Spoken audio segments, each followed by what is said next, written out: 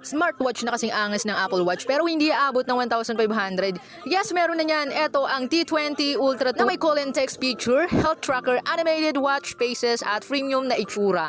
Pero sulit nga ba talaga? Pag in-unbox mo nga siya, makikita natin ang mismong smartwatch, charging cable at syempre ang manual na madalas naman nating hindi binabasa. First impression, mukhang solid ang build curved glass, metal frame at may malaking display, hindi mo akalain sa presyo niya. Pagdating sa features, eto ang ilan sa standout. Bluetooth calling, heart rate and blood pressure monitoring, notification from Messenger, TikTok and more, dynamic watch faces, swipe lang para palit-palit. Para sa mga active, meron itong step counter, calorie tracker, sleep monitoring at sports mode. Di naman super accurate gaya ng Garmin or Apple Watch, pero panalo sa casual use. Mga nagustuhan ko, astig na design, maraming features, budget friendly, may Bluetooth call. So, sulit ba ang T20 Ultra 2? Kung hanap mo ay stylish na smartwatch na may maraming feature pero hindi sasakit ang bulsa, oo, solid na pick to. Hindi siya pang hardcore athlete pero para sa casual daily use, panalong budget na smartwatch. Kung may tanong kayo, drop nyo sa comments at kung nagustuhan mo naman to, don't forget to like, subscribe at i-share sa kaibigan mong naghahanap ng budget tech.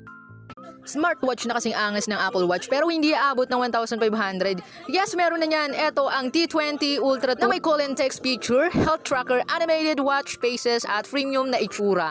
Pero sulit nga ba talaga? Pag in-unbox mo nga siya, makikita natin ang mismong smartwatch, charging cable at syempre ang manual na madalas naman nating hindi binabasa. First impression, mukhang solid ang build curved glass, metal frame at may malaking display, hindi mo akalain sa presyo niya. Pagdating sa features, eto ang ilan sa standout. Bluetooth calling, heart rate and blood pressure monitoring, notification from Messenger, TikTok and more, dynamic watch faces, swipe lang para palit-palit. Para sa mga active, meron itong step counter, calorie tracker, sleep monitoring at sports mode. Di naman super accurate gaya ng Garmin or Apple Watch, pero panalo sa casual use. Mga nagustuhan ko, astig na design, maraming features, budget friendly, may Bluetooth call. So, sulit ba ang T20 Ultra 2? Kung hanap mo ay stylish na smartwatch na may maraming feature pero hindi sasakit ang bulsa, oo, solid na pick to. Hindi siya pang hardcore athlete pero para sa casual daily use, panalong budget na smartwatch. Kung may tanong kayo, drop nyo sa comments at kung nagustuhan mo naman to, don't forget to like, subscribe at i-share sa kaibigan mong naghahanap ng budget tech.